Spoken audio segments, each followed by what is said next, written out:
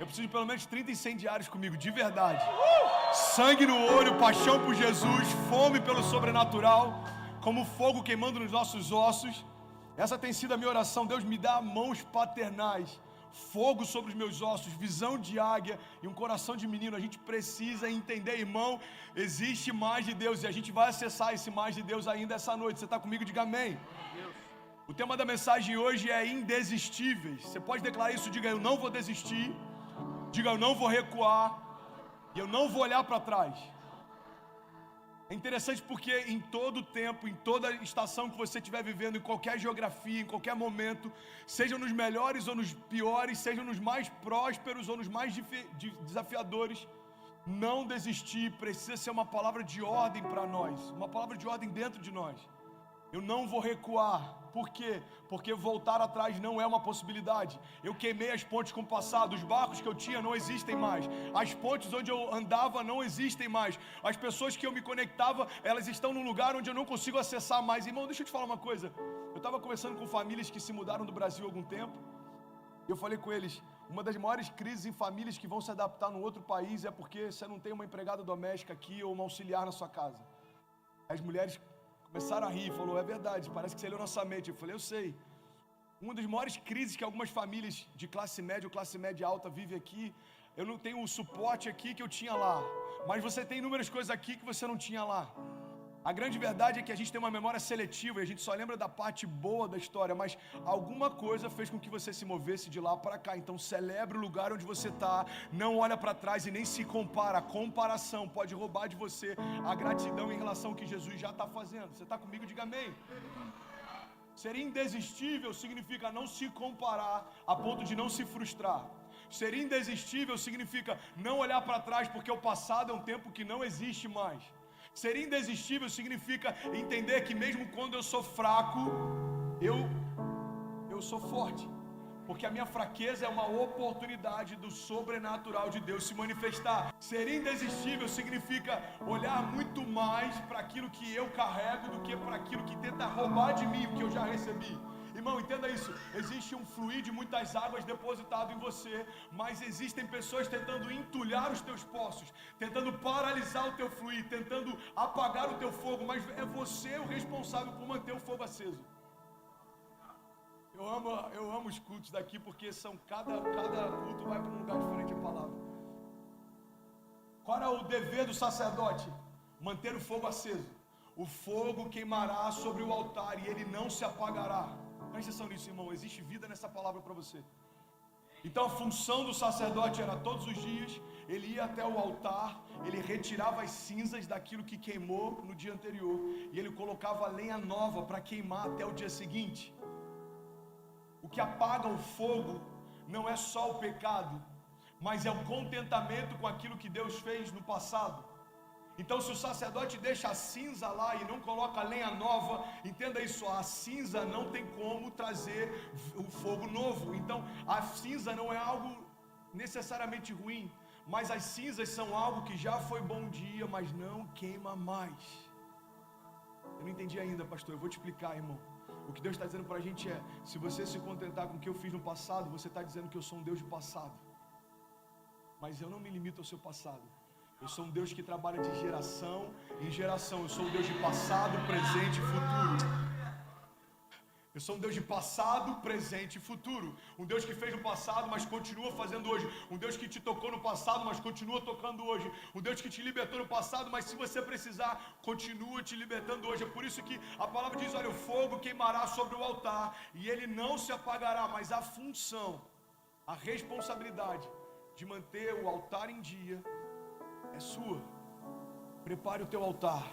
Deixa que o fogo quem traz é o Senhor. Sabe outra coisa interessante? Tem um episódio na história em que um sacerdote, ele vai no altar. Presta atenção nisso, irmão. É o mesmo altar. E ele vai lá e ele gera fogo. A Bíblia diz que Deus considerou esse fogo como um fogo estranho. Alguém já ouviu esse termo? Quem é bem pentecostal, hoje é antigo de igreja, isso é fogo estranho. Alguém já ouviu esse termo? Normalmente a gente usa quando é algo que parece de Deus, mas não é de Deus. Irmão, não sei, essa palavra, não sei, essa oração, não sei, isso é fogo estranho. O que é um fogo estranho? tem a mesma característica daquilo que é de Deus, mas não vem de Deus. Queima da mesma forma que aquilo que é de Deus, mas não vem de Deus. Então quando Deus olha, Ele fala, é fogo, está sobre o altar, mas não fui eu quem fiz. Irmão, deixa eu te falar uma coisa, pega essa chave para a sua vida. Deus não tem responsabilidade com fogo que Ele não acendeu. Deixa eu trazer isso para a tua segunda-feira. Deus não tem responsabilidade em fazer prosperar projetos que Ele não se agrada que você se lance. Deus não tem responsabilidade em fazer com que dê certo portas que você entrou e Ele disse para não entrar. Deus não é um fiador que a gente fala, eu quero assinar esse contrato, você só precisa assinar embaixo. Não. É diferente, irmão, as coisas com Deus são diferentes. Existe algo que é poderoso em Deus que se chama governo de Deus. É quando a gente fala, Senhor, eu entendo que você não é só o meu salvador, mas você agora é o meu dono. Seja feita a tua vontade, me leva para onde o Senhor quiser, me coloca nos lugares que o Senhor quiser, faz aquilo que o Senhor quiser, eu estou disponível, irmão. Ser indesistível significa se comprometer com o altar e entender e descansar na certeza de que Deus se compromete com fogo. Ser indesistível significa se comprometer com cuidado com a tua casa e ter a plena convicção de que o entorno da tua casa é Deus quem guarda. Irmão, quando o anjo da morte vai passar naquela época lá em que o povo está no Egito, o que Deus diz? Olha, pega um cordeiro e agora pega do sangue do cordeiro e marca os umbrais da porta. Quando o anjo da morte passar, as portas que tem a marca do sangue do cordeiro não serão tocadas.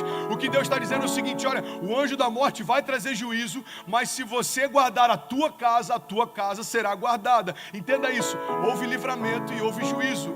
Os sacerdotes que escolheram o que a sua casa ia experimentar. Então ninguém poderia reclamar depois se o anjo da morte entrou, se antes não tivesse marcado as próprias portas com o sangue do cordeiro. Faz sentido para alguém? O que Deus está ensinando para a gente é o seguinte, você quer ser indesistível? Então tenha responsabilidade em relação àquilo que eu te chamei para fazer. Você é o único responsável pela história que você vai construir. Como assim, pastor? Eu estou me colocando no centro da minha história? Não. O que Deus poderia fazer, Ele já fez. Ele já deu para nós autoridade no nome de Jesus. Ele já deu para nós o poder, o sangue e a vida que há no sangue de Jesus. Ele já deu para nós a palavra que libera destinos, que tem chaves que abrem portas. Ele já deu para nós tudo aquilo que a gente precisa. Efésios 6 diz, então revesti-vos, pois, da armadura de Deus, para que vocês possam permanecer firmes, para que vocês possam lutar contra as astutas ciladas do diabo. A palavra está dizendo em Efésios 6, olha, vocês têm a armadura, o capacete, a espada, o escudo, agora avancem, marchem, não recuem. Pastor, mas eu estou ferido no meio dessa batalha. Ok, talvez você não tenha se vestido com o que precisava se vestir. Talvez você não tenha se revestido com o que precisava se revestir. Mas a boa notícia é, se você está de pé hoje, é porque ainda existe uma nova chance de recomeçar. Ainda existe uma nova chance. É como se Deus estivesse realistando pessoas aqui. É por isso até que eu raspei minha cabeça, irmão. Eu estou no alistamento aqui. É como se Deus estivesse realistando e dizendo, ei, você está ferido, deixa eu sarar suas feridas, toma novas vestes e vai de novo para o campo de batalha. Pastor, o que é o campo de batalha? É o dia a dia, irmão. Ninguém disse que seria fácil. Ninguém disse que seria fácil. Deixa eu te falar uma coisa, deixa eu incendiar você. Não vai ser rápido, não vai ser sem dor e não vai ser fácil. Desculpa decepcionar alguém aqui, mas essa é a verdade. Não vai ser rápido, não vai ser sem dor e não vai ser fácil. Mas os frutos daquilo que a gente vive em Deus são eternos. Às vezes a gente pega atalhos porque a gente quer prazeres momentâneos. O problema é que prazeres momentâneos não liberam destinos eternos. Irmão, ninguém escolhe o inferno como destino final, mas cada um de nós pode escolher os caminhos que levam até lá. Ninguém que está perdido escolheu o destino final, mas escolheu os caminhos que levam até lá. O que é ser indesistível, pastor? É ter sensibilidade para discernir os caminhos, é ter autoridade para dizer não para as tentações, é ter entendimento de aonde buscar ajuda quando sabe que não consegue mais, é ter plena convicção de que não é você quem é forte, mas é Deus quem te faz forte, não é você que é bom, mas é Deus quem é bom e cuida de você, não é você quem pode todas as coisas, apenas naquele que te fortalece. É você entender que não tem a ver com você mais, irmão, mas tem a ver com Deus. Paulo chega a dizer, olha, não sou mais eu quem vivo, mas Cristo vive em mim, e a vida que agora eu vivo para a glória do Filho de Deus. Então, porque não sou mais eu quem vivo, não tem mais a ver com as minhas limitações, limitações, irmão. Agora Deus tomou o controle da minha história. É Ele quem faz, é Ele quem luta por mim, é Ele quem fala por mim, é Ele quem me justifica, é Ele quem provê, é Ele quem me faz descansar e caminhar em pastos verdejantes, em águas tranquilas. É Ele que prepara uma mesa na presença dos meus inimigos e me honra, ungindo a minha cabeça com óleo, e o meu cálice faz transbordar. É Ele. Ele é o princípio e o fim de toda a história. Você está comigo? Vou começar a pregar. Eu quero falar sobre indesistíveis. Indesistíveis, irmão. Eu li algo que talvez defina alguns sonhadores aqui nesse auditório. Essa frase eu achei incrível. Ela diz: a única diferença entre o gênio e o louco é que o louco parou de sonhar. Perdão, o louco desistiu de sonhar. Eu não entendi, pastor. Eu vou explicar melhor. Todo gênio, todo cara que marcou a história, seja ele um libertador, seja ele um cara como Martin Luther King, como Nelson Mandela, seja ele um empreendedor como Elon Musk, Walt Disney, seja ele um herói da fé como José, como Davi, cada um desses caras em algum momento na construção da sua história foi tido como louco. Então qual que é a diferença entre um louco e um gênio? É que o louco desistiu de sonhar, ele parou antes da hora. Ele estava a alguns passos de viver o maior romper da sua vida. Ei, olha para mim, deixa eu te falar uma coisa. E que bom que as cadeiras estão distantes para eu não ficar cuspindo vocês. Presta atenção nisso. Tem pessoas desistindo porque não sabem que estão apenas a alguns passos do maior romper da sua história. Tem pessoas abrindo mão de carreiras, casamentos, projetos, propósitos, chamados, sem saber que estão apenas a alguns passos do maior romper da sua história. Irmão, ontem uma ovelha nossa lá de Orlando entrou no octógono do UFC, Rodolfo Vieira, 7ª luta no UFC, ele destruiu, primeiro round ele terminou a luta. E aí o que eu estava compartilhando hoje de manhã é que na 8ª luta ele vai entrar com ainda mais convicção. E na 9ª, e na 10ª, e na 11ª, porque a gente precisa entender que esses desafios que a gente vive, eles são para forjar o nosso caráter e nos dar ainda mais confiança quando enfrentar os próximos.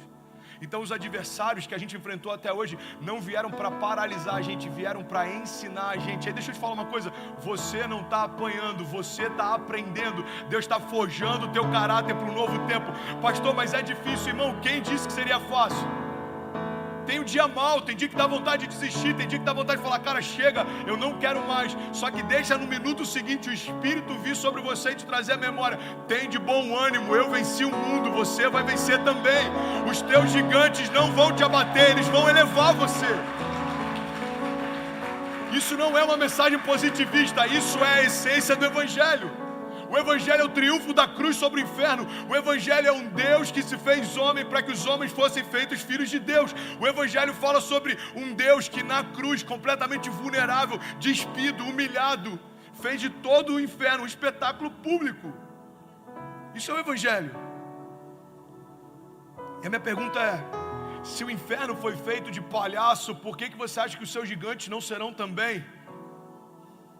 Aqueles que morreram com Cristo também ressuscitarão. Ele é o primogênito, inclusive dentre os mortos, para que em tudo tenha primogenitura. A palavra está dizendo, ele é o primeiro em tudo, até para vencer a morte. Mas a boa notícia é, aquele que um dia foi unigênito, se tornou agora primogênito. Ou seja, ele era único, agora se tornou primeiro. Acho que você não entendeu ainda. Ele era único, se tornou primeiro. Dentro da matemática, se existe primeiro, é porque nessa escala existem outros também. O que a Bíblia está dizendo é, ele era o único filho de Deus, mas porque ele se entregou, agora ele se tornou o primeiro de muitos. Tem algum filho de Deus aqui? Essa é a nossa vitória, essa é a vitória da cruz. O pecado não nos prende mais, o passado não nos prende mais, as correntes não nos prendem mais, as cadeias, o jugo, a condenação, o cansaço não nos prende mais. Se nós recebemos de Deus o renovo para continuar lutando, isso é ser indesistível. Eu nem sei se essa palavra existe, mas eu acho que talvez ela seja o que melhor define o que a gente vai viver a partir daqui. Pastor, eu me comprometi com o meu destino, mais do que todo o inferno se comprometeu em anular ele. Eu me comprometi com o meu futuro, mais do que todo o inferno tem se comprometido para trazer à minha memória o meu passado. Pastor, eu me comprometi com as minhas promessas, mais do que todo o inferno tem se comprometido para tentar me ludibriar com propostas. Eu estou focado. Neemias está no meio de uma construção. Os inimigos começam a enviar convites para ele. Ei, Neemias, vamos conversar. Neemias, desce das muralhas. Neemias, e todas as vezes que iam fazer esse convite, ele dava a mesma resposta: eu estou ocupado demais com a visão que Deus me deu. Ei, olha para mim, deixa eu te falar uma coisa. Talvez o motivo do teu cansaço seja a falta de foco. Parou para conversar com quem não deveria. E eu não estou falando de pessoas só, eu estou falando de ambientes, pensamentos, eu estou falando de sugestões. Deu acesso ao que não deveria. E talvez isso enfraqueceu a tua fé, talvez isso enfraqueceu o teu ânimo, talvez isso enfraqueceu a tua alegria. Mas deixa eu te falar uma coisa. Da mesma forma que aquilo que a gente dá acesso pode roubar de nós o que Deus tem depositado, se nós dermos acesso para Deus, a gente tem uma nova oportunidade de Deus derramar uma nova porção de novo. Irmão, deixa eu te falar uma coisa, olha para mim. Você já percebeu que alguém que está em crise por saudade de um antigo relacionamento, quando vê uma foto antiga, quando vê uma foto com aquele ex-namorado, com a ex-namorada, ou enfim, até num caso de divórcio, talvez com ex-esposo ou esposa, você já percebeu que às vezes só por ver uma foto a pessoa se abate? Alguém já viu isso? Alguém já viveu isso? Olha que louco, olha para cá. Fotos são registros simbólicos de algo, mas podem abater pessoas. Por quê? Porque existe uma chave aí. Tudo aquilo que você dá acesso, você dá poder.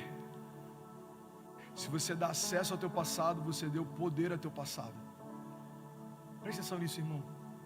Por que a fé vem por ouvir e ouvir a palavra de Deus? Porque os nossos ouvidos são portais de entrada.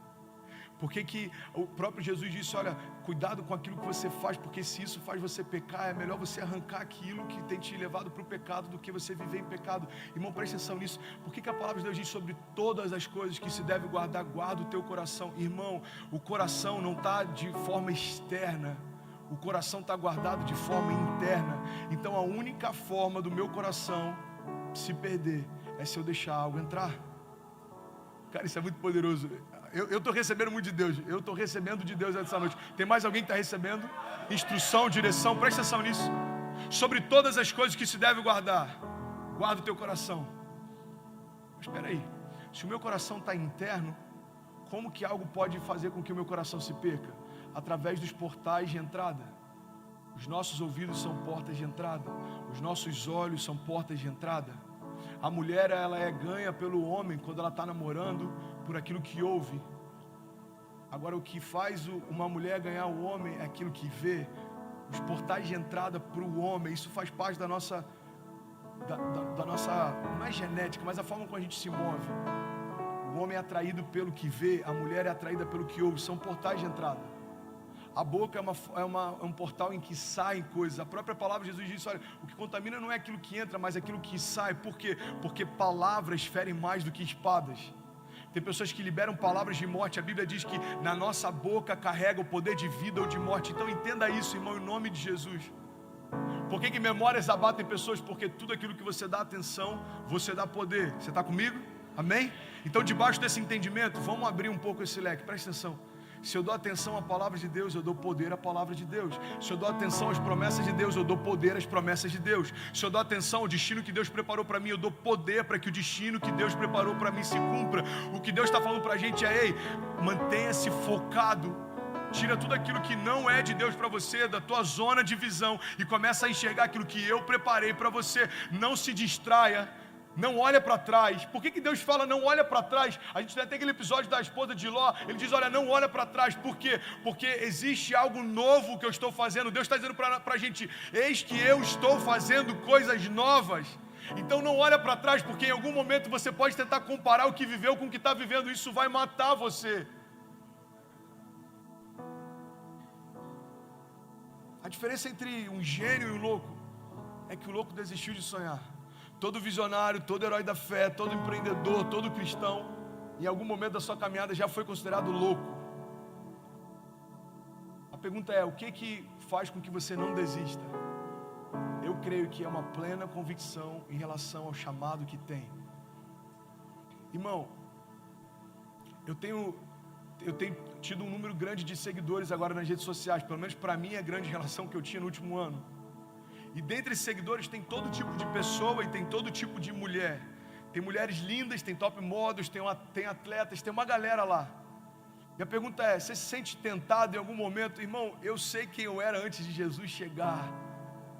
E eu sei que uma distração pode roubar tudo que Deus tem me tornado e feito em mim. Então é muito simples manter o foco.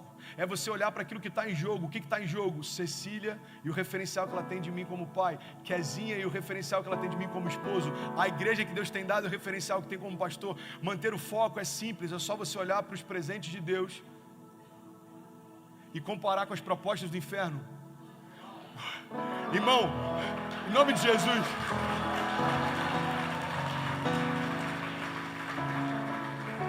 Só que às vezes a gente negocia com o pecado. Esses dias eu estava falando com o jovem, ele caiu, pastor, desculpa, eu não queria, mentira. Ele falou, não, eu não queria. Eu falei, se você não quisesse, parava no beijo. Se você não quisesse, parava quando ela estava tirando a roupa, ou você. Se você não quisesse, parava quando você estava botando preservativo. Desculpa falar escrachado aqui, as crianças estão no Kids. Então não vem tentar me convencer ou tentar se convencer de que você não poderia em qualquer momento ter parado aquilo que você parou. Você desejou isso, só que depois que você consumou, você se sentiu vazio, porque é isso que o pecado faz. Ele te atrai até ter você, depois que ele tem, ele não quer mais. É por isso que dá esse vazio é o pecado falando, eu já tenho tudo que eu queria a tua santidade, that's it. Eu queria apagar você, eu queria derrubar você, fazer você sentir mal, eu queria que você se sentisse sujo. Você está se sentindo assim? Então ok, minha parte está feita, irmão.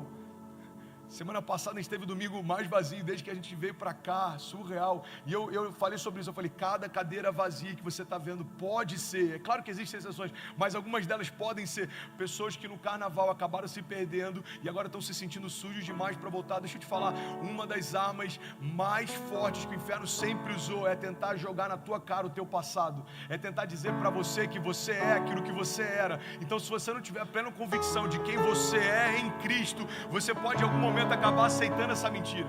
Você pode acabar olhando para aquilo que você fez e falar, quer saber, eu estou tentando enganar quem? Irmão, entenda isso, você não é o seu pecado, você não é o seu passado, você não é o seu erro, você não é a sua crise, você não é o seu deslize, você é quem Deus diz que você é, e só você pode escolher se agarrar às verdades de Deus sobre a tua identidade ou às mentiras do inferno sobre você. Eu sei quem eu sou porque Deus disse quem eu sou. Eu sei o que eu posso porque Deus já estabeleceu os limites daquilo que eu posso. Eu sei para onde eu vou porque Deus já liberou palavras até onde eu posso ir. Então a gente precisa se encher das verdades de Deus para que não tenha espaço para nenhuma mentira do inferno. E isso torna você indesistível. Faz sentido para alguém? Eu quero que você enxergue a partir de hoje cada desafio, cada gigante. De verdade, olha para mim. Eu quero que você enxergue como escolas. Você não está apanhando, você está aprendendo. Deus está forjando o teu caráter para aquilo que Ele vai fazer. Irmão, a palavra de Deus diz, não se coloca vinho novo sobre odres velhas.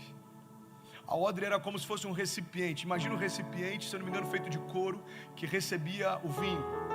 Então a palavra está dizendo, olha, não se pode derramar vinho novo sobre odres velhas. Você sabe por quê? Porque quando o vinho novo era derramado sobre um recipiente antigo, o recipiente não suportava a força do novo, ele se despedaçava. Não é que Deus não queira fazer coisas novas sobre uma estrutura antiga, é porque Ele está poupando a gente. O novo de Deus, quando encontra uma estrutura antiga, vai matar você. Você não consegue suportar a unção que Deus quer derramar. Uma coisa que eu aprendi com um profeta que forjou muito o meu caráter profético alguns anos atrás. Ele disse, André, você vai precisar de unção para sustentar, você vai precisar de caráter para sustentar a unção que tem. Porque o que determina até onde você pode chegar não é o quanto de unção você tem, mas o quanto de caráter você tem para sustentar a unção que recebeu. Irmão, Deus não tem dificuldade, imagine que isso aqui é você, Deus não tem dificuldade de fazer que sobre você transborde unção, vinho novo, óleo novo. Agora a pergunta é, como nós estamos para receber o que Deus tem feito? Deus não tem dificuldade em trazer chuva sobre os campos. A pergunta é, quão fundo estão os nossos poços para receber a chuva que vem de Deus? Você está comigo ainda? Você não está apanhando, você está aprendendo. Deus está forjando o teu caráter. São como checkpoints. Você pode repetir só para eu não falar errado sozinho. Diga checkpoints. Obrigado, vocês são incríveis. São como checkpoints, você precisa passar por lá. Numa corrida, esses dias descobriram que uma mulher, ela burlou uma corrida. Vocês chegaram a ver isso? Ela correu uma parte, depois ela entrou, não sei se foi num carro, numa bicicleta, e ela foi lá na frente e entrou de novo na corrida. Aí pelo chip ou alguma coisa do tipo, descobriram que ela burlou. Então entenda isso, por mais que ela possa ter ido mais rápido, por mais que ela tenha cruzado a linha de chegada mais rápido, a corrida dela não tem valor. Cara, isso é muito forte. Você chegou mais rápido, você se cansou menos, parabéns, mas a sua corrida não tem valor. Você correu inutilmente. O que significa correr inutilmente? Significa chegar no mesmo destino que todo mundo chegou, mas sem passar por os lugares que você deveria passar. Checkpoints são lugares que a gente precisa passar. Tem situações que a gente precisa passar. Pastor, eu fui traído e eu me sinto mal. Irmão, Jesus foi também. Eu fui traído e é difícil perdoar. Irmão, Jesus foi também. Você não acha que é muito egoísmo da nossa parte desejar ser poupado de algo que nem o Filho de Deus foi? Pastor, mas eu passo desafios. Jesus também, irmão. Quando Jesus vai ressuscitar Lázaro, ele teve que voltar por um caminho que ele acabara de passar e quase foi apedrejado. Os discípulos estão lá e estão dizendo: Jesus, é melhor a gente não ir, porque se for, a gente pode morrer. Aí ele está dizendo: eu vou, se alguém quiser ir comigo. Um dos discípulos diz: vamos, e se necessário for, morramos com eles também. Jesus foi ressuscitar um homem, mas foi se expondo à morte. Quando Jesus chega lá, a Bíblia diz que depois de ressuscitar, se espalha a notícia entre o povo que aquele homem ressuscitou um homem morto. A minha Bíblia só diz, eu não lembro agora qual que é a passagem, quando se espalha a notícia de que Jesus havia ressuscitado aquele homem, sabe o que acontece? Os religiosos começam a se organizar e eles começam a dizer entre si: a gente precisa parar essa história.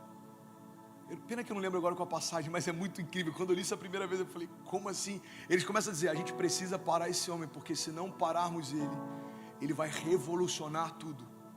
Irmão, Jesus, tem uma frase que eu acho incrível, eu não estou lembrando agora o nome do pastor, mas ele diz que Jesus não foi crucificado porque era um cara legal. Você não crucifica caras legais, você crucifica ameaças. Tim Keller.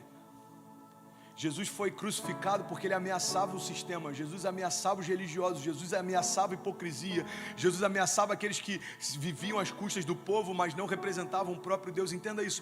Quando Jesus ressuscita alguém, os religiosos dizem: cara, a gente precisa parar esse cara, senão ele vai revolucionar tudo. Eles começam a tramar a morte de Jesus, acreditando que quando matassem Jesus, cessaria uma revolução. O que eles não sabiam é que a morte de Jesus não era o fim da revolução, era o começo dela. Tudo começou a fluir para nós a partir do sacrifício de Jesus. Ali se cumpriu a redenção. Então entenda isso. Todo o projeto do inferno para paralisar você, quando você permanece em Deus, só vai potencializar você. O gigante não parou Davi, tirou Davi da invisibilidade. A cruz não parou Jesus, mas manifestou a redenção. O mar não parou o povo no Egito, mas fez com que todo o exército de Faraó morresse afogado.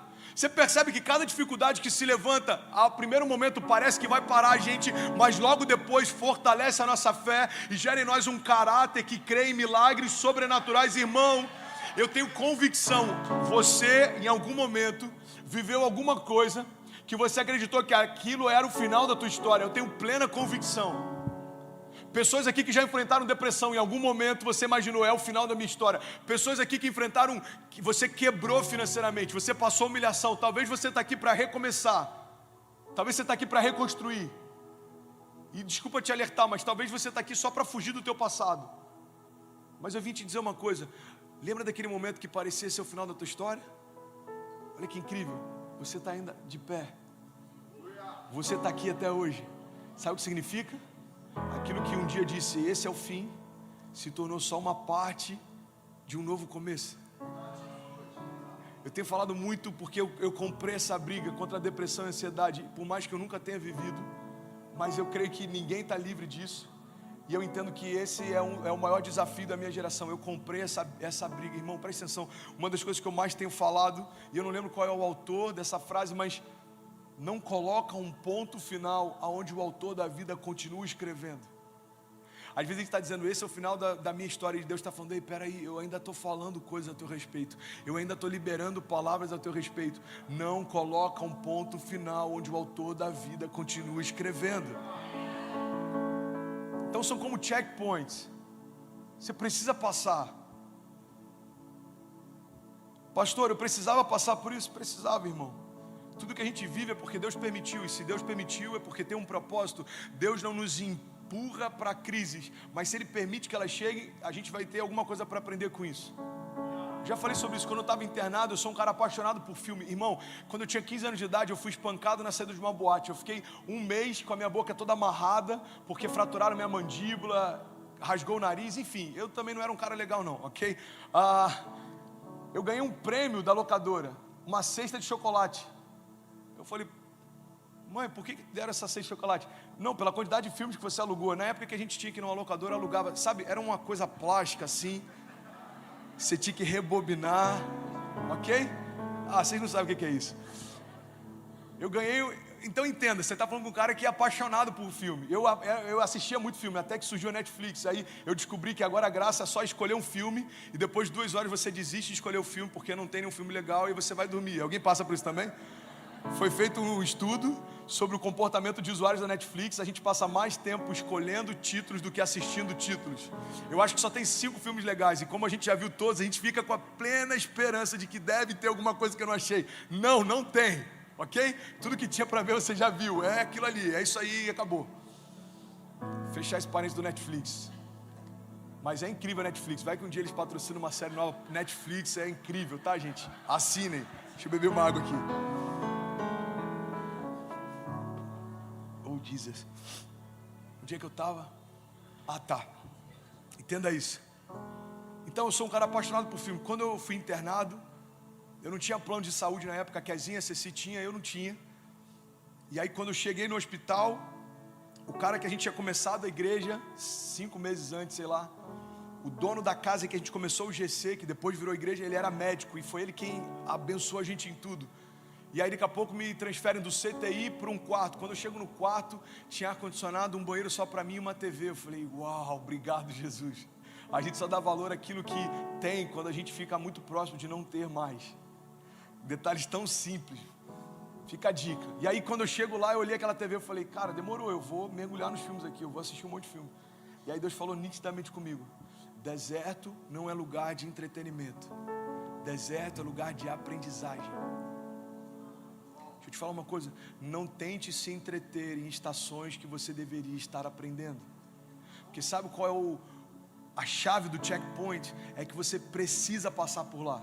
Então se você passa de fase sem vencer aquele chefão, na fase seguinte ele vai bater a tua porta de novo. Entenda isso, tem pessoas que vivem, parece que estão andando em círculos. Irmão, não é porque você está andando em círculos, é porque aquilo que você precisava vencer lá atrás e negligenciou, vai bater para te visitar lá na frente de novo. Então o desafio de hoje, vença hoje. O teu gigante de hoje, vença hoje. É o pecado, vença hoje em nome de Jesus. É o cansaço, seja renovado em nome de Jesus. É um diagnóstico médico, seja curado em nome de Jesus. É uma afronta, se esconda em Deus.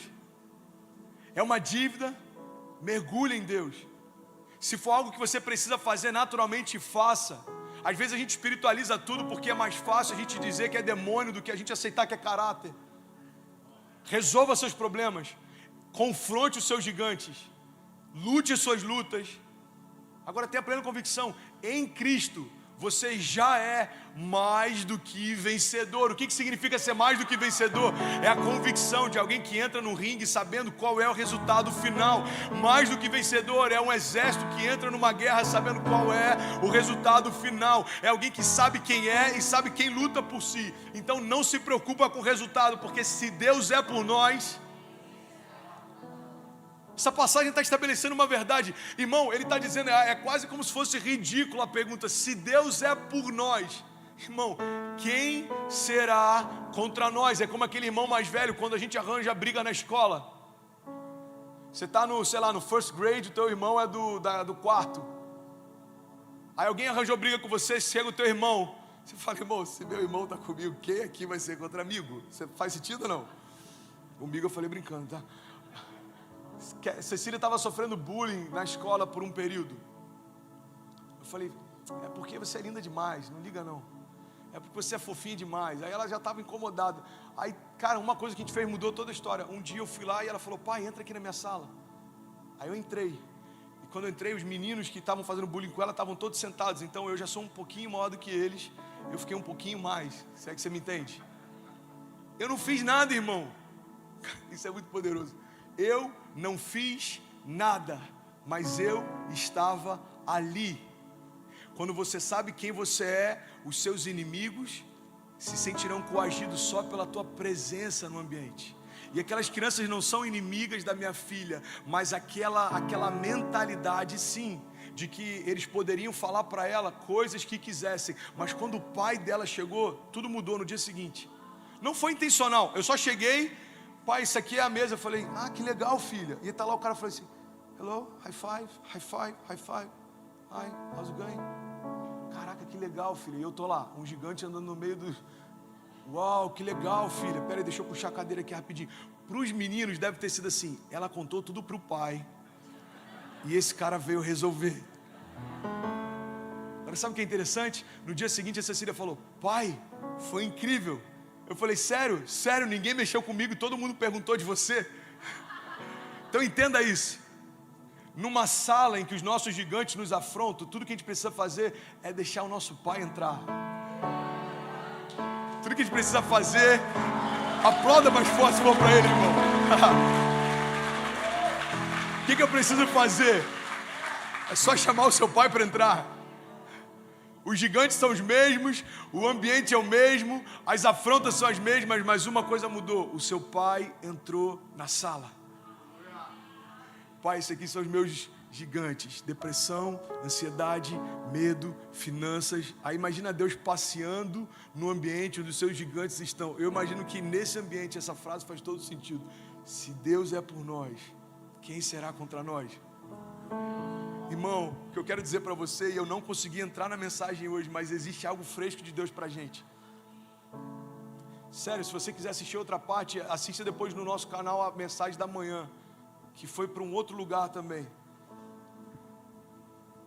Se você quer ser indesistível, descansa em Deus, confia nele, e o demais ele fará. Você quer ser indesistível, não negligencie suas lutas, vá para cima dela com confiança.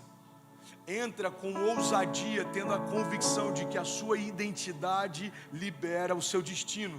Por que eu sou mais do que vencedor? Porque eu sou filho e ponto. Por que eu tenho acesso às heranças do meu pai? Porque eu sou filho e ponto. Por que eu vou viver milagres e os melhores dias da minha vida? Porque eu sou filho e ponto. Cecília não precisou me convencer de dar para ela tudo que eu puder dar. Ela não precisa me convencer, é dela por direito. Por quê? Porque a filiação que existe entre nós faz com que eu me entregue por ela se for necessário. Cecília comprou algo, Cecília te comprou, Cecília, ela nem precisou me conquistar, só o fato dela existir já me conquistou. Ela nasceu e ponto. Você não precisa conquistar a Deus, Ele já foi conquistado por você, porque Ele desenhou você, Ele desejou você, e Ele vai manter você, vai estabelecer você, vai guardar você, defender você. Por quê? Porque como fomos feitos imagem e semelhança, Deus estabeleceu um princípio. Todas as vezes que eu olho para você, eu me vejo em você. É como se fosse um vínculo. Deus está estabelecendo uma garantia. Por que Deus não deleta a criação depois que a criação peca? Porque Ele deletaria uma parte de si mesmo. Fomos feitos imagem e semelhança de Deus. Então Deus olha para alguém e Ele se vê em alguém. Eu vou finalizar aqui, irmão. Recebe isso em nome de Jesus. A única pessoa que em qualquer momento que Cecília viesse a viver, entenda isso, imagina, é só uma conjectura e eu anulo isso já pelo sangue de Jesus. Cecília, imagina, se perdeu, está vivendo uma vida completamente diferente do que a gente ensinou, a gente está tempos sem ver e depois de um tempo ela retorna para casa. E a Cecília está falando assim: pai, mãe, vocês não sabem quem eu sou, vocês não me conhecem, eu mudei, muitas coisas aconteceram. Irmão, entenda isso, eu e Kezinha, nós seríamos as duas únicas pessoas que poderíamos dizer para ela: não, filho, na verdade a gente sabe quem você realmente é, porque a gente conheceu você antes do pecado te deformar. Por que Deus não desiste de você? Porque Ele viu você antes do pecado tentar deformar você. Deus conhece você na tua gênese. Pastor, desde o ventre da mãe? Não, o ventre da tua mãe nem tinha sido gerado e Ele já se relacionava com você.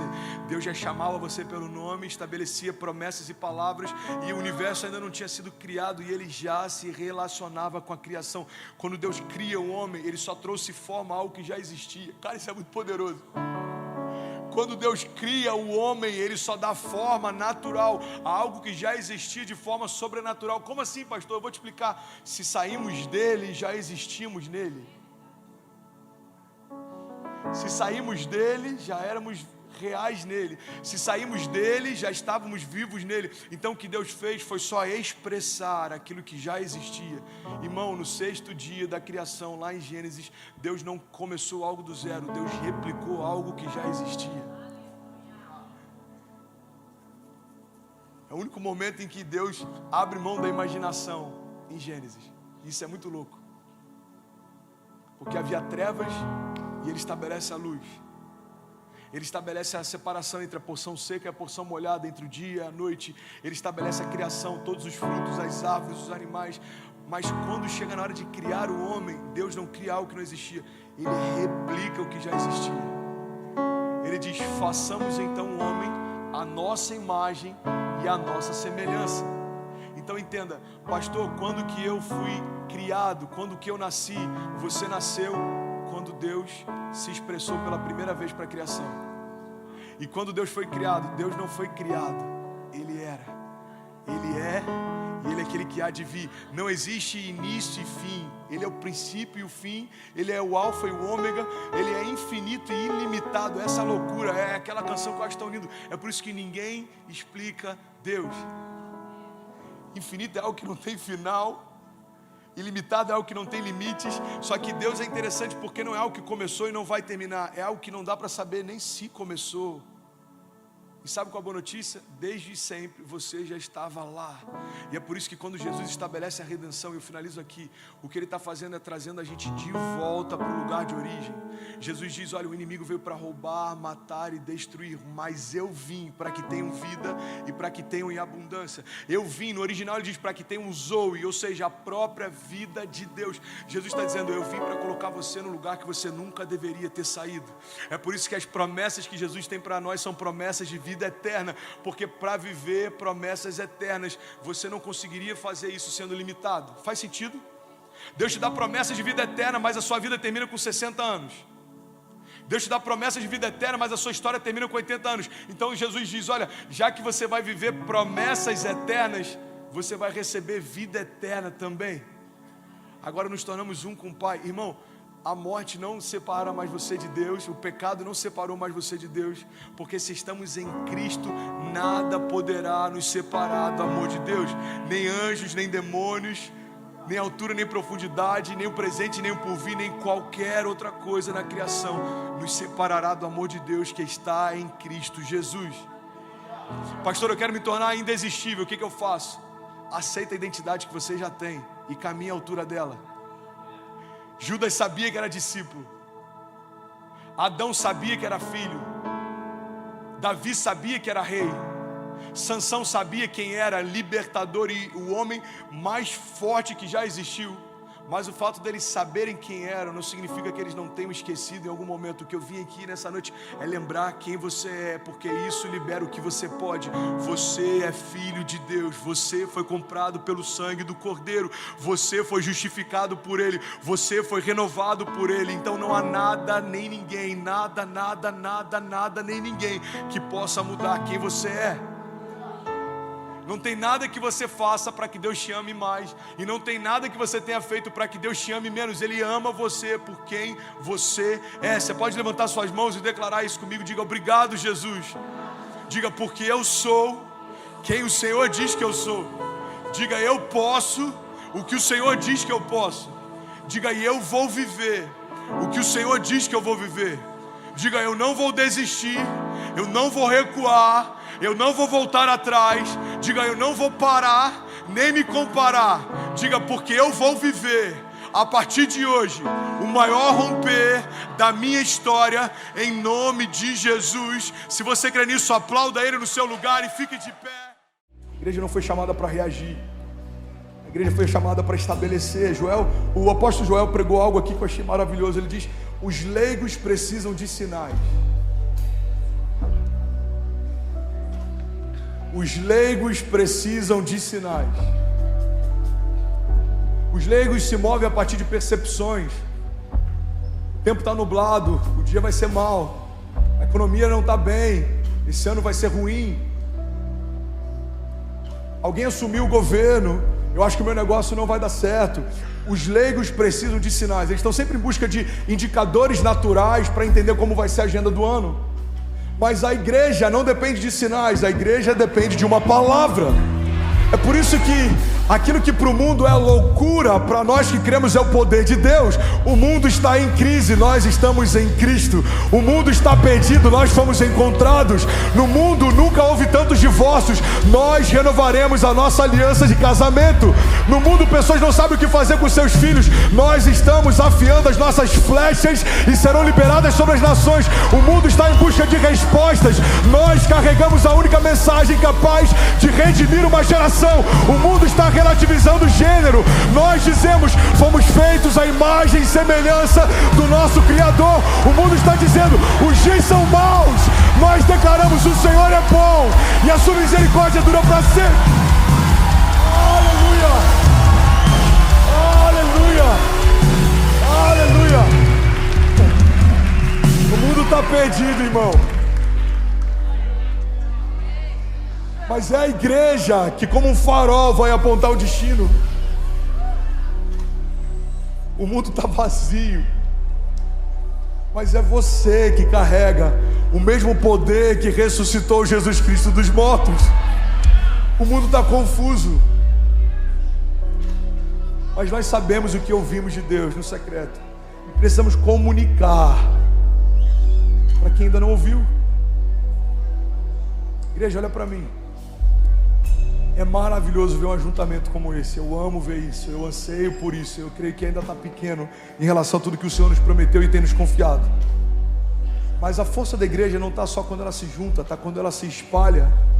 Está na segunda-feira, quando você estiver no teu trabalho. Você que é batizado no Espírito Santo, gasta mais tempo orando em línguas, irmão. Profetiza antes de entrar no teu ambiente. Pastor, eu estou sendo perseguido. Pois é, você tem reclamado mais ou você tem profetizado mais a respeito dessa perseguição? Começa a declarar: eu declaro em nome de Jesus que os meus inimigos sejam envergonhados, que o Senhor deixe claro como a luz do meio-dia que eu sou justo e que a vida de Deus brilha em mim. Senhor, eu não sei se você vai mover o coração dele ou se você vai mover ele de lugar, mas aquilo que o Senhor me deu ninguém vai tirar. A minha casa não vai sucumbir. Os meus inimigos serão confundidos, virão contra mim por um caminho, mas por 7 caminhos eles fugirão. Os que tentarem me parar serão parados, os que tentarem me confundir serão confundidos, os que tentarem me frustrar terão seus planos frustrados, porque o Senhor é o meu bom pastor e de nada eu terei falta. E mesmo que eu ande por um vale de sombras e morte, mal nenhum eu temerei, porque tu, Senhor, estás comigo. A tua vara e o teu cajado me consolam. O Senhor é o meu refúgio, a minha fortaleza, socorro presente na hora da angústia. Eu clamei ao Senhor e o Senhor me ouviu e me livrou de todos os meus temores. Aqueles que olham para Ele permanecerão com seus rostos cercados de glória e jamais demonstrarão decepção, porque Ele é o Jeová Rafá, o Deus que cura. Ele é Jeová Jireh, o Deus que provê. Ele é Jeová Nissi, a nossa bandeira. O Senhor é por nós, quem será contra nós? Agindo Deus em nosso favor, quem impedirá o seu agir? Podem 1000 cair ao meu lado, 10.000 à minha direita, mas eu não serei atingido. Aleluia, aleluia, aleluia. Se for para Jesus, será que alguém pode dar um brado de liberdade nessa noite? Aleluia. Jesus. Os leigos precisam de sinais. A igreja só precisa de uma palavra. Os profetas de Baal clamando para que o fogo descesse sobre o altar. E o profeta ironizando eles. Talvez ele esteja dormindo, talvez ele esteja comendo. Essa ousadia só tem quem tem tempo com os céus. Irmão, olha para mim, eu acredito, e eu tenho vivido isso nos últimos 3 anos em especial. Todo levante do inferno que acontece contra um homem de Deus posicionado em uma palavra, só traz sobre você novas patentes e aceleração. Ninguém para alguém firmado em uma palavra. E é por isso que o inferno tem tentado tanto confundir a gente, porque se a igreja perde a sensibilidade de discernir os céus, a gente perde a nossa agenda. É como o povo no deserto, na antiga aliança. A nuvem se movia, eles se moviam. A nuvem parava, eles paravam. Existem indicativos nos céus que definem a nossa jornada na terra. Mas a gente precisa gastar tempo discernindo os céus, entendendo como eles se movem. Qual é a palavra para hoje? Qual é a agenda de Deus para esse ano? O que o Senhor tem para mim? Quais são as portas que Ele abriu e eu vou entrar com ousadia? Quais são as portas que Ele fechou e eu vou parar de forçá-las? Precisamos ouvir os céus. Alguém crê nisso? Diga amém. Tudo começa pela palavra. Hebreus 1:3.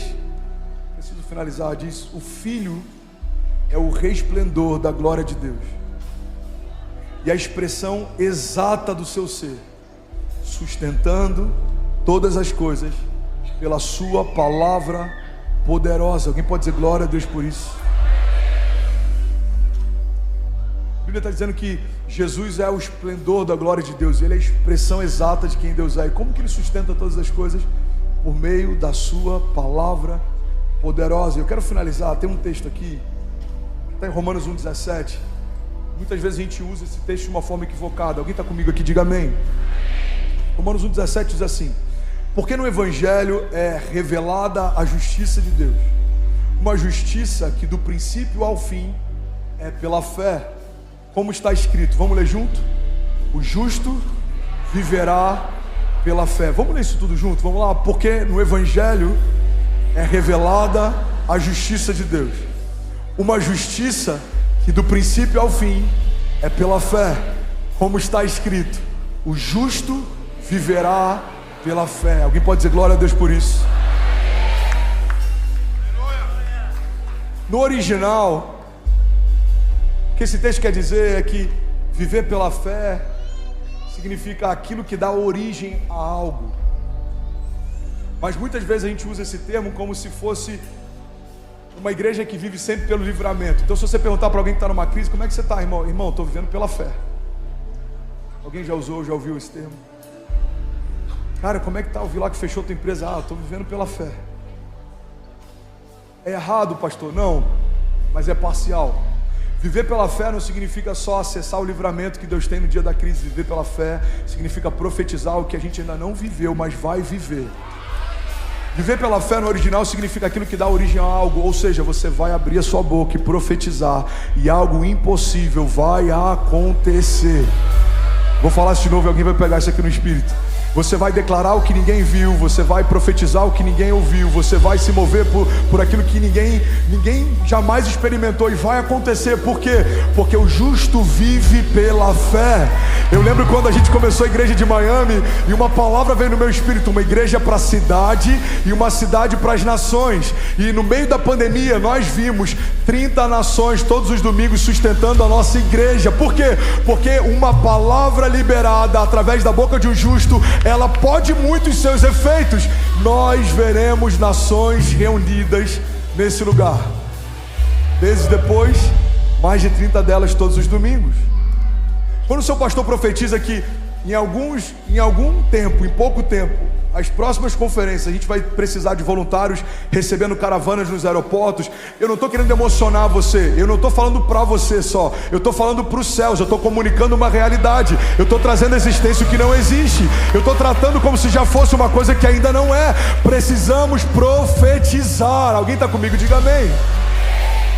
Que essa dinâmica que Deus tem para mim, essa dinâmica que Deus tem para você, essa dinâmica que Deus tem para nós. O justo viverá pela fé. Eu lembro quando a gente pisou nesse auditório a primeira vez, o piso era mais alto, o teto era mais baixo, tinha parede em todos os lugares. A gente olhou para isso aqui, eu falei: em 10 dias vamos cultuar aqui dentro. Pastor, você não é maluco? Não, eu estou debaixo de uma palavra. Guarda isso, irmão. Mesmo se naturalmente for impossível, Deus vai viabilizar de forma sobrenatural. Eu não sei como vai ser, mas eu sei que vai acontecer. Às vezes o como está roubando da gente o quem. Guarda isso, eu vou finalizar aqui. A Bíblia diz que quando Pedro recebe um convite de Jesus, Jesus diz: Pedro, sou eu, vem. Guarda isso, irmão. A gente se espanta pelo fato de Pedro ter andado sobre a água, mas na verdade, antes de andar sobre as águas, ele andou sobre a palavra. Toda palavra que Deus libera ao seu encontro constrói um caminho de milagres que leva até Ele. Pega isso. Toda palavra que Deus libera ao seu encontro constrói um caminho de milagres que leva até Ele. Os discípulos estão assustados. Aí Pedro fala: Senhor, se é você, me faz ir ter contigo. Jesus fala: Pedro, sou eu, não tenha medo, vem. E aí Pedro coloca o pé para fora, ele começa a andar sobre a palavra, ele começa a andar sobre a matéria, ele começa a andar sobre as águas. Mas a Bíblia diz que quando Pedro começa a olhar para a força das ondas, e ele começa a ver tudo que estava ao redor dele, ele afunda. Irmão, guarda isso. Todas as vezes que a gente voltar os nossos olhares para como está acontecendo, esquecer quem que nos chamou, a gente vai afundar. E eu tenho que fazer esse exercício todas as vezes, por exemplo, liderando uma igreja como essa. Quantas vezes na segunda-feira Yasmin já mandou mensagem: pastor, tem 800 mil negativos, como a gente vai fazer? Aquele que prometeu é fiel para cumprir. Eleva os meus olhos aos montes, de onde virá o meu socorro? O meu socorro vem do Senhor que fez os céus e a terra. Eu não sei como vai ser, mas uma coisa eu sei: vai acontecer. Deus não é homem para que minta, nem filho do homem para que se arrependa. O justo vive pela fé. A gente vai conseguir. E aí sabe o que acontece? A gente vê uma igreja que em janeiro do ano passado tinha 600, indo para 2.000, indo para 3.000, indo para 6.000, indo para 8.000. Por quê? Porque toda palavra que sai da boca de um justo pode muito em seus efeitos. Você precisa profetizar, irmão. A gente tem que parar de gastar tempo murmurando, a gente tem que investir mais tempo profetizando. Você crê nisso? Diga amém. E aí, tudo bem? Você acabou agora de assistir um vídeo. Se você ainda não está inscrito, já se inscreve também no nosso canal, ativa esse sininho aqui embaixo de notificação, e toda vez que eu fizer uma live ou estiver transmitindo uma mensagem ao vivo, você vai ser um dos primeiros a saber. Mas eu deixei mais 2 indicações aqui que eu espero que façam muito sentido para você. Então já aproveita e clica para assistir a próxima mensagem, beleza? Seja bem-vindo ao time de incendiários, e eu espero de verdade que essas mensagens mudem a sua vida como elas têm mudado a minha também. Até a próxima. Valeu! Eu lembro que eu compartilhei essa história. Não lembro quanto tempo tem, mas talvez seja novo para alguém aqui. A acesso era bem pequena ainda, a gente tinha comprado um aparelhinho da Apple chamado Apple TV. E dava para você comprar alguns títulos que estavam no cinema ainda. Eu lembro que lançaram aquele filme chamado Poderoso Chefinho. Quantos aqui já assistiram esse filme? E aí a gente chega na sala, a Cessi, ela tinha aprendido a apertar o botãozinho para passar de novo o trailer. Então ela assistia o trailer, ela morria de rir com o trailer. E ela estava lá com os olhos dela fixados, Paulo, no trailer. E quando acabava, ela pegava o controlezinho, apertava e assistia de novo. De novo, de novo, de novo. Eu lembro que eu cheguei na sala e primeiro me gerou um espanto, que eu falei: cara, a criança é tão engraçada, porque tem um filme de 2 horas e ela está perdendo meia hora só assistindo o trailer. E aí Deus falou algumas coisas comigo. Alguém quer ouvir? Diga amém.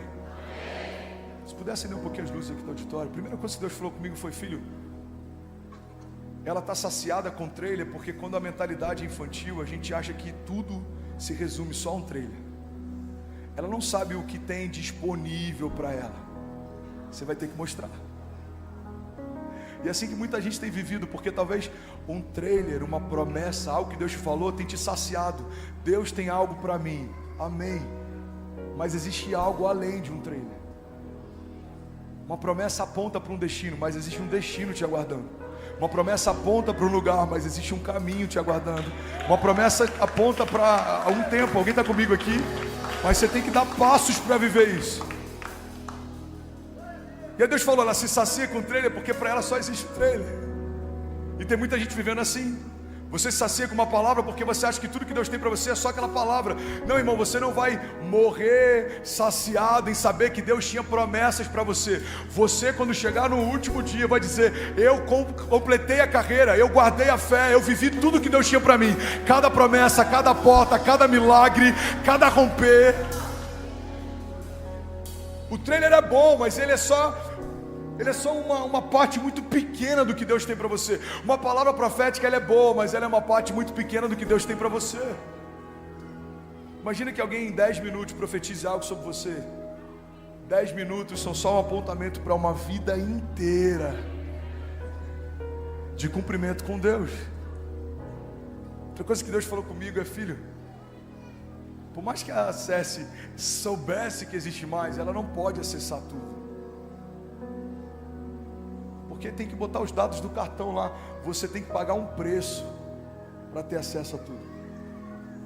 Você sabia que tem muita gente que não está vivendo a promessa, porque na hora de pagar o preço, tem algumas crianças aí vivendo promessa, hein, gente? Hoje está forte. Forte, a gente precisa de um family room com vidro para as mamães que estão com o bebê de colo assistirem lá sem perder o culto. Pessoal do staff, anotem por favor, family room. Vamos começar urgente. Quem tem bebê pequeno aqui sabe o desafio que é, amém? Você pode celebrar as mamães que estão com bebê pequeno aqui. Tem muito pai que nem dá suporte. Está recebendo o culto, a mulher está ali 1h30 sozinha tentando embalar o bebê. Você é uma guerreira, Deus te abençoe. Fecha parênteses. Onde é que eu estava? Boa, obrigado, vocês são incríveis. Vocês estão ligados hoje, hein?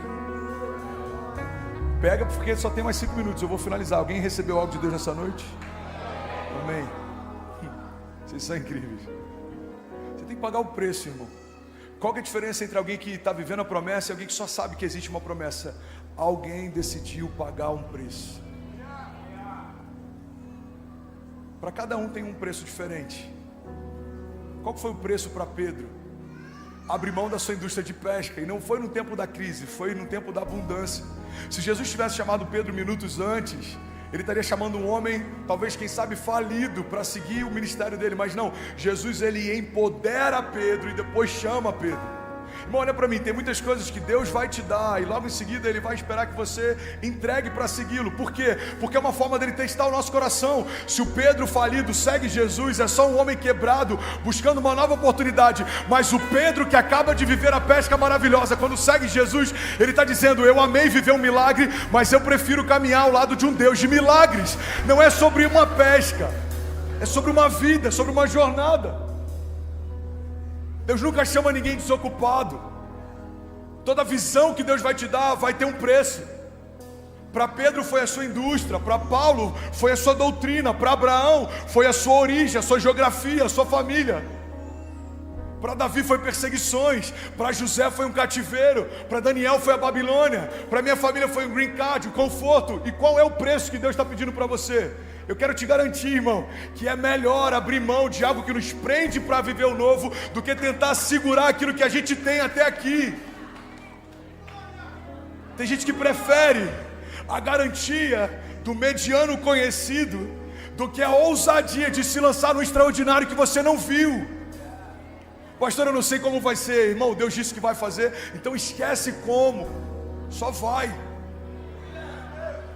Não, mas aqui eu conheço, irmão. Não é sobre o que você conhece, é sobre o que Ele conhece. Ele sabe o que é melhor para você. Ele sabe o que é melhor para você. Irmão, olha para mim. Você está ouvindo isso? Alguém que tem autoridade para falar. Minha filha em 3 anos mudou mais de 4 escolas. A gente se moveu várias vezes. Eu nunca tive dificuldade de me lançar no novo de Deus. O meu único temor é não deixar de viver aquilo que Jesus está fazendo na face da terra. A minha oração: Jesus, só não me deixa de fora. Se tiver que se mudar, eu me mudo. Se tiver que abrir mão, eu abro. Se tiver que fazer, eu faço. Se tiver que parar, eu paro. Mas não me deixa de fora daquilo que o Senhor está fazendo.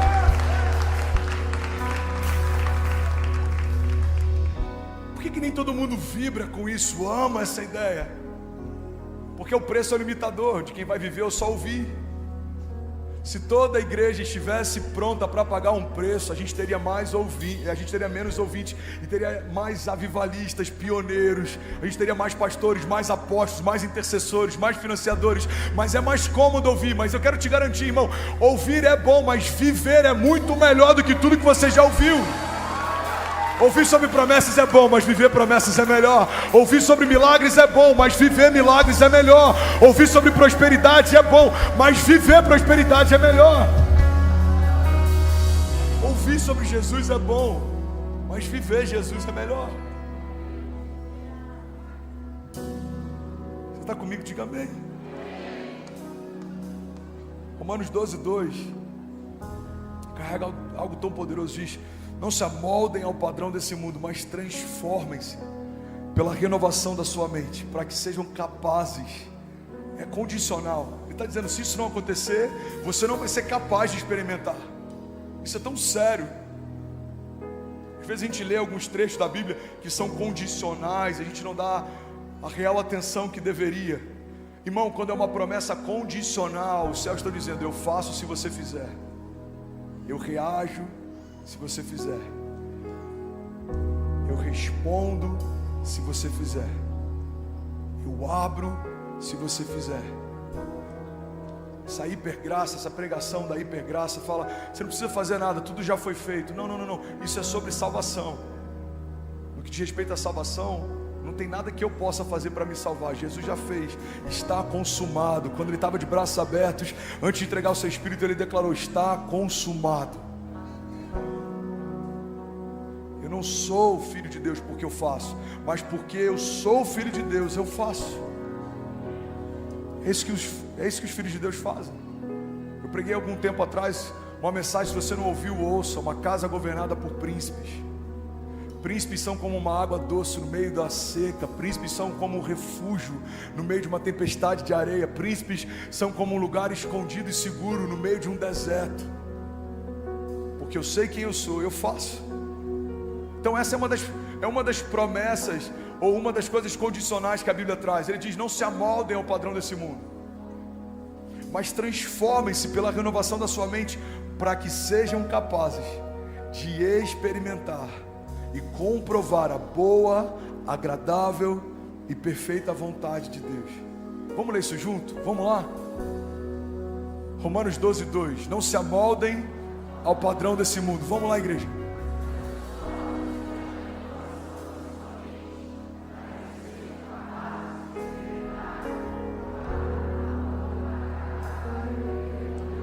Glória a Deus. Você pode celebrar a palavra.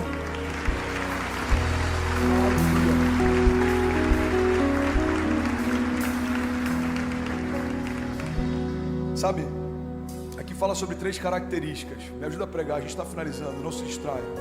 Fala comigo, 3 características da vontade de Deus. Ela é boa, agradável e perfeita.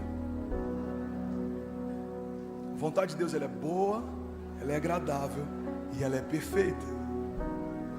Mas alguns teólogos acreditam que esse trecho, essa passagem vai além de 3 características, mas a gente pode entender também como 3 níveis da vontade de Deus. Quando eu estou disposto a viver a vontade dele e permitir que ele mude a minha mente, eu vou viver uma vontade boa. Mas quando eu estou disposto a me entregar mais, a abrir mão de mais coisas, a renunciar a mais coisas, eu posso viver um novo nível, um nível mais profundo da vontade dele, que é uma vontade agradável. Quando você se deleita no fruto do seu penoso trabalho, quando você olha para todo o processo e olha para o cumprimento da promessa e fala, valeu a pena. É quando eu vou olhar a Cecília, o Benício e a Chloe fluindo. É quando a gente vai ver essa igreja ainda mais linda. É quando a gente vai ver livros contando histórias a respeito do que Deus vai fazer nesse lugar. Quando os seminários falarem a respeito de um avivamento que começou em Alphaville, São Paulo, Brasil. Alguém aqui? Fala, uau, é agradável. Que bom que a gente se moveu, que bom que a gente entendeu, que bom que a gente discerniu. Mas existe um nível ainda mais profundo. É quando a gente vive a vontade perfeita de Deus. A vontade perfeita, irmão, não tem tempo errado, modo errado. É quando tudo está de acordo com aquilo que Deus tem para você. É você viver a coisa certa no tempo certo. Olha o que a Bíblia diz. A paz que eu te dou, eu não dou como o mundo dá. Em outra passagem a Bíblia diz: a riqueza, a prosperidade que eu tenho para vocês, ela não acrescenta dores. Alphaville, irmão, alguns momentos eu já olhei para esse lugar, eu já olhei para o network que se move nesse lugar, eu já olhei para a intenção de homens que se estabeleceram nesse lugar, e eu falo sem nenhum medo de errar aqui. Isso aqui em alguns momentos parece uma Babilônia do algoritmo. Homens vendendo ideias, homens vendendo milagres, estratégias. Mas eu creio que esse lugar pode ser conhecido como um lugar de um avivamento. O que é Alphaville? Alguns diriam, é o lugar onde tem a maior concentração de CEOs do Brasil. Alguns diriam, é o lugar onde os influenciadores moram. Outros diriam, é o lugar onde muita gente de business mora. Mas eu creio que em algum momento da história a gente vai poder dizer: Alphaville é o lugar onde aconteceu um romper de avivamento que tocou a nação. Caravanas vindo de outros lugares. Alguém crê nisso? Alguém recebe isso? Alguém consegue profetizar isso junto comigo? Pessoas vindo para receber cura, um toque de Deus, uma palavra de Deus. Quem vai receber? Você e a sua casa. Quem vai abençoar? Você e a sua casa. Quem vai profetizar? Você e a sua casa. Quem vai viver isso? Você e a sua casa. Se nós cremos e não duvidarmos, se nós nos posicionarmos e não desistirmos, cada palavra que Deus liberou sobre nós vai se cumprir. A vontade dele é boa, agradável e perfeita. Fala comigo, a vontade de Deus é boa, agradável e perfeita. E aí, tudo bem? Você acabou agora de assistir um vídeo. Se você ainda não está inscrito, já se inscreve também no nosso canal, ativa esse sininho aqui embaixo de notificação, e toda vez que eu fizer uma live ou estiver transmitindo uma mensagem ao vivo, você vai ser um dos primeiros a saber. Mas eu deixei mais 2 indicações aqui que eu espero que façam muito sentido para você. Então já aproveita e clica para assistir a próxima mensagem, beleza? Seja bem-vindo ao time de incendiários, e eu espero de verdade que essas mensagens mudem a sua vida como elas têm mudado a minha também. Até a próxima. Valeu!